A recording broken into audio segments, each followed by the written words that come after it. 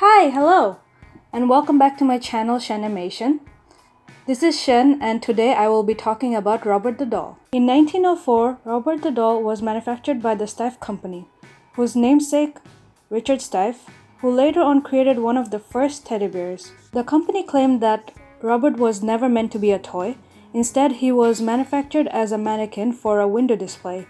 It is very unclear how Robert the Doll ended up in the hands of his owner, Robert Eugene Otto, who went by the name Jean. Some say it was given by a young girl of Bahamian descent as a gift or as retaliation for wrongdoing. But others say that his grandfather was the one who bought the doll while on a trip to Germany as a gift for Eugene's birthday. Even though it was unclear how Jean got the doll, he instantly fell in love with Robert the Doll. He took him everywhere and dressed him in his own sailor suit clothes, which he wore as a baby. Some people would even say the relationship between Jean and Robert was unhealthy. The curator of the Fort East Martello Museum, where Robert currently resides, said that Jean brought the doll everywhere, and he talked about it in the first person as if he weren't a doll. He was Robert. As in, he is a live entity. Jean loved his doll so much that he built a room in the attic, complete with furniture and toys perfectly proportioned for Robert. Soon after Robert came to the Otto family at 534 Eaton Street in Key West, strange things started to take place. Furniture and other things would move on their own, and Jean began blaming the doll, insisting it was all Robert's doing. At first, his parents brushed it off, thinking it was just a silly child's play, but soon after others started noticing, strange things started happening around Robert. Jean's parents would often hear their son upstairs talking to the doll and getting a response back in a completely different voice. They also reported seeing the doll speak and witnessing his expression change. Giggling and sightings of Robert running up the steps or staring out the upstairs window were also reported. Robert continued to live with Jean throughout his life, even after Jean's parents died. As Jean grew older, he went to study at the Academy of Fine Arts in Chicago,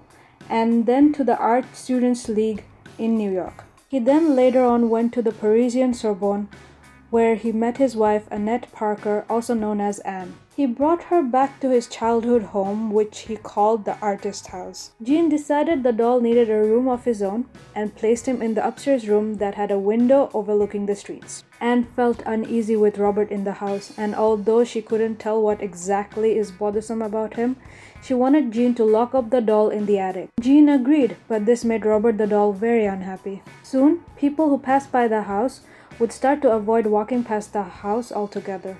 They would swear the doll would disappear and reappear facing another direction, or that his gaze would follow them as they passed. Visitors to the artist's house claimed that they would hear footsteps coming from the attic and that things would seem to move about the home on their own. After Jean died in 1974, his wife died 2 years later.